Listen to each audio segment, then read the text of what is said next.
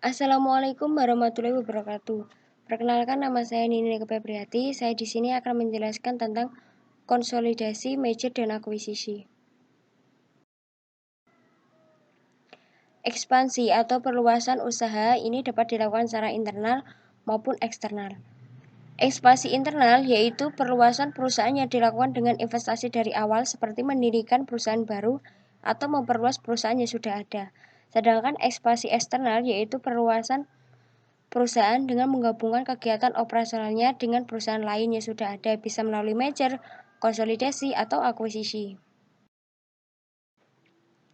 Merger di sini diartikan sebagai penggabungan dua perusahaan yang ukurannya tidak sama dan hanya satu perusahaan yang lebih besar tetap survival, sedangkan perusahaan yang lebih kecil bergabung ke dalam perusahaan yang besar. Contohnya seperti Bank Lipup yang ukurannya lebih kecil, merger dengan Bank CIMB Niaga yang ukurannya lebih besar.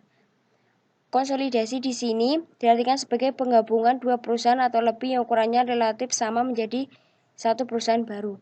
Contohnya seperti Bank Bumidaya, Bank Bapindo, Bank Dagang Negara, Bank Ekspor Impor Indonesia bergabung menjadi bank baru yaitu Bank Mandiri. Akuisisi di sini diartikan sebagai penggabungan dua perusahaan yang mana perusahaan akuisitor membeli sebagian saham perusahaan yang diakuisisi, sehingga pengendalian manajemen perusahaan yang diakuisisi berpindah kepada perusahaan akuisitor. Sementara kedua perusahaan masing-masing tetap beroperasi sebagai suatu badan hukum yang berdiri sendiri. Contohnya seperti PT Semen Padang diakuisisi oleh PT Semen Gresik.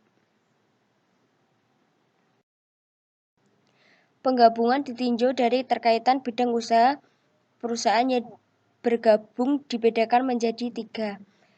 Yang pertama, penggabungan vertikal adalah penggabungan dua perusahaan atau lebih yang berada pada tingkat proses produksi yang tidak sama. Contohnya ini seperti penggabungan perusahaan produksi sepatu dengan perusahaan pabrik kulit yang memasok bahan baku. Yang kedua, penggabungan horizontal, yaitu penggabungan dua perusahaan atau lebih yang berada pada tingkat proses produksi yang sama. Contohnya seperti perusahaan sepatu Bata dengan perusahaan sepatu Nike. Yang ketiga, penggabungan konglomerat adalah penggabungan dua perusahaan atau lebih yang tidak memiliki terkaitan bidang bisnis sama sekali. Contohnya seperti perusahaan sepatu bergabung dengan perusahaan semen.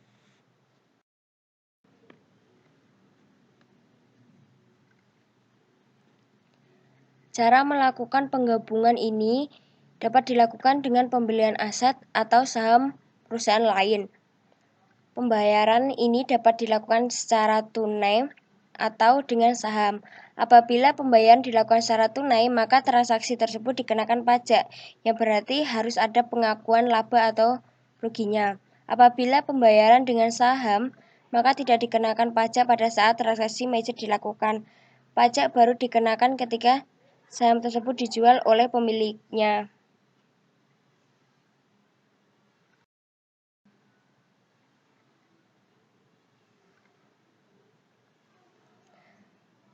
Perlakuan akuntansi. Dari sudut akuntansi, penggabungan dapat diperlakukan sebagai transaksi pembeli atau penggabungan kepentingan.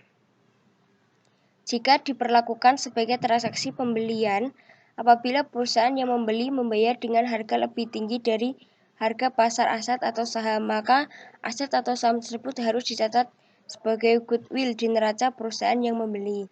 Jika diperlakukan sebagai penggabungan kepentingan, maka neraca kedua perusahaan digabungkan dengan jalan menjumlahkan nilai aktiva atau utang kedua perusahaan.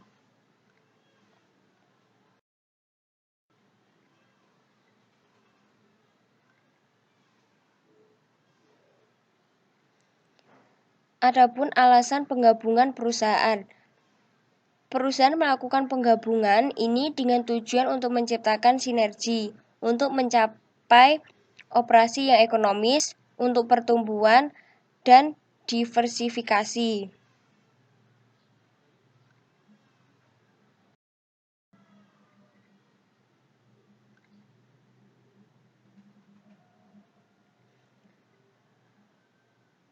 Dalam penilaian merger ada beberapa pendekatan. Yang pertama, pendekatan pendapatan. Ini dibedakan menjadi 2. pendapatan sekarang. Menurut pendekatan ini, merger layak dilakukan jika EPS setelah merger lebih besar dibandingkan EPS sebelum merger. Yang kedua, pendapatan yang akan datang apabila keputusan merger hanya didasarkan pada pertimbangan jangka pendek, yaitu pengaruh yang segera terhadap EPS setelah merger, maka jika terjadi penurunan EPS berarti merger tidak layak. Selanjutnya ada pendekatan nilai pasar saham. Berdasarkan pendekatan nilai pasar saham, maka rasio pertukaran dihitung dengan rumus rasio pertukaran sama dengan harga saham perusahaan yang membeli dikali dengan jumlah saham yang ditawarkan dibagi dengan harga pasar saham perusahaan yang dibeli. Selanjutnya ada pendekatan pendapatan ekonomis dan biaya. Menurut pendekatan ini ada dua hal yang harus dipertimbangkan dalam keputusan merger, yaitu pendapatan dan biaya.